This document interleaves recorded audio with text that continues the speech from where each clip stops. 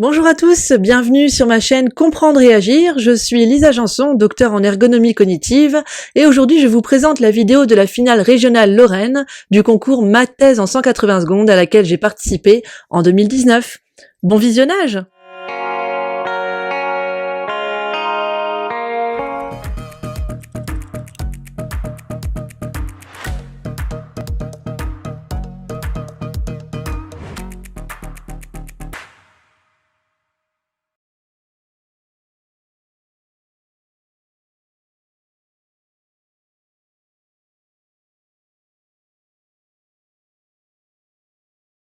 Que fait un jeune enfant quand on lui met une tablette dans les mains pour la toute première fois?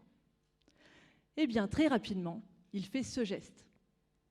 La tablette est tellement intuitive que même un enfant qui n'a jamais été en contact avec la comprend presque instantanément. C'est comme si le cerveau et la technologie étaient imbriqués, comme s'ils faisaient partie d'un tout. La machine est alors le prolongement de l'esprit. Elle comble ses lacunes, elle le rend plus performant. Si la technologie est bien faite, elle peut donc devenir un véritable partenaire pour l'homme. Mais que se passe-t-il alors lorsque les machines ne sont pas si intuitives que ça? Quelles sont les conséquences sur votre activité? Voici les questions que je me pose dans mes recherches. Imaginons par exemple que vous êtes opérateur sur les chaînes de montage chez Peugeot et que cette machine, ce n'est pas une tablette, mais la visseuse robotisée avec laquelle vous devez fixer, mettons, le collier d'une durite. Ou plutôt le collier de 2 durites par voiture, soit environ 800 colliers de durites par jour. Eh bien alors, si votre visseuse n'est pas pratique, pas intuitive, pas facile à utiliser, si elle n'est pas le prolongement de votre esprit, vous avez 2 solutions. La première, vous pouvez travailler moins vite.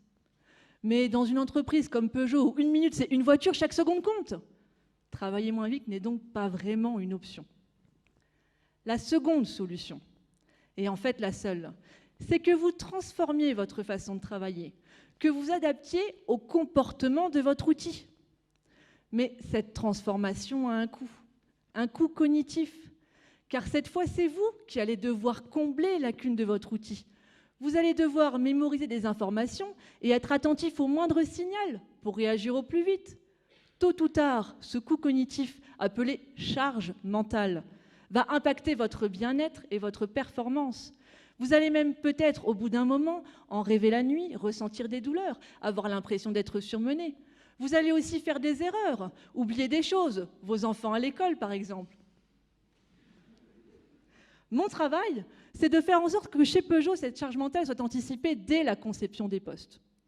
Pour ça, j'observe les opérateurs en train de travailler, je les filme, j'analyse leur comportement et j'identifie des situations où il existe un écart entre le comportement des machines et les attentes des opérateurs. Des situations où les opérateurs doivent faire un effort supplémentaire pour s'adapter à leur outil. Enfin, je propose des solutions pour que les visseuses robotisées et autres outils complexes deviennent de véritables jeux d'enfants, comme cette tablette. En d'autres termes, j'évite tout simplement aux opérateurs de péter une durite. Et voilà ce que ça donne quand on veut résumer sa thèse en 3 minutes. Si ce contenu vous a plu et que le sujet vous intéresse, n'hésitez pas à nous suivre sur les réseaux sociaux et à regarder d'autres vidéos. À bientôt!